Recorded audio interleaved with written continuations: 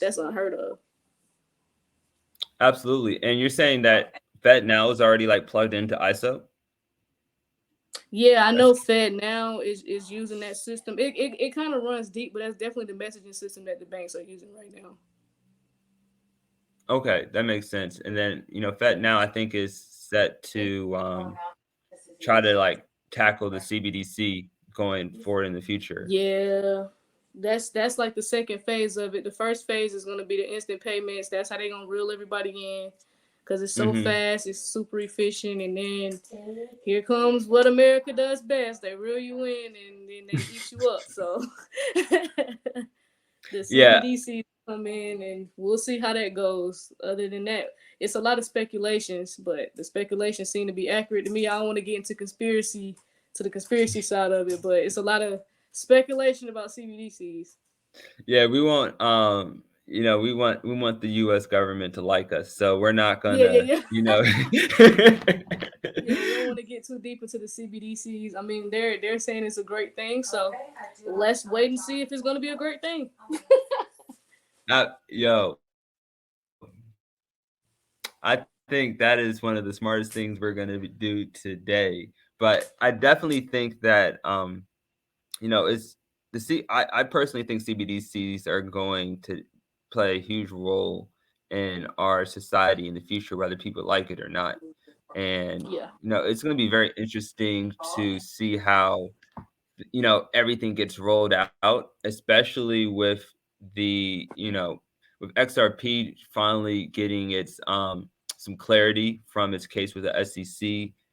If that's Yep. playing a role in ISO, and then if Fed now is using, ISO for back end, you know, quick transactions, and then you're able to just, have the CBDC be the front face of interactions overall.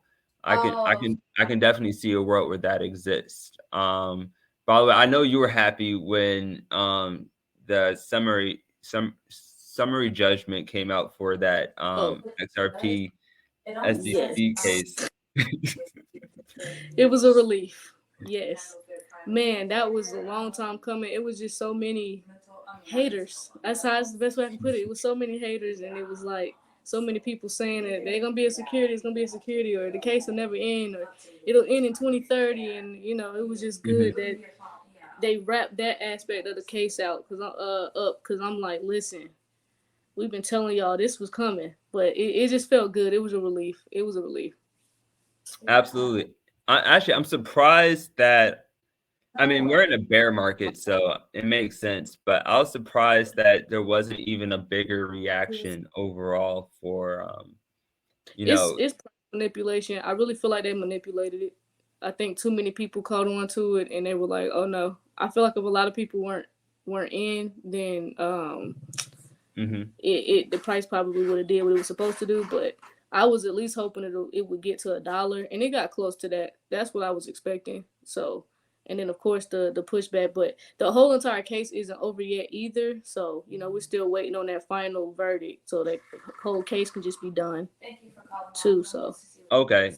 Okay. So, like, right now, there was there were some like I said, I'm not an XRP guy, so I'm not following it too deeply, but basically overall, it was labeled that the retail transactions and retail holdings of XRP cannot be labeled as security. However, the potential first sale could be. Is that what came out from the hearing? um, pretty much they were saying that they weren't that those sales were not securities. That's what the SEC was trying to say, and pretty much it was Hmm. no investment contract involved, so they couldn't deem it a security. And we knew this 2 years ago. So why it took 2 years for them to come to this conclusion, we have no idea.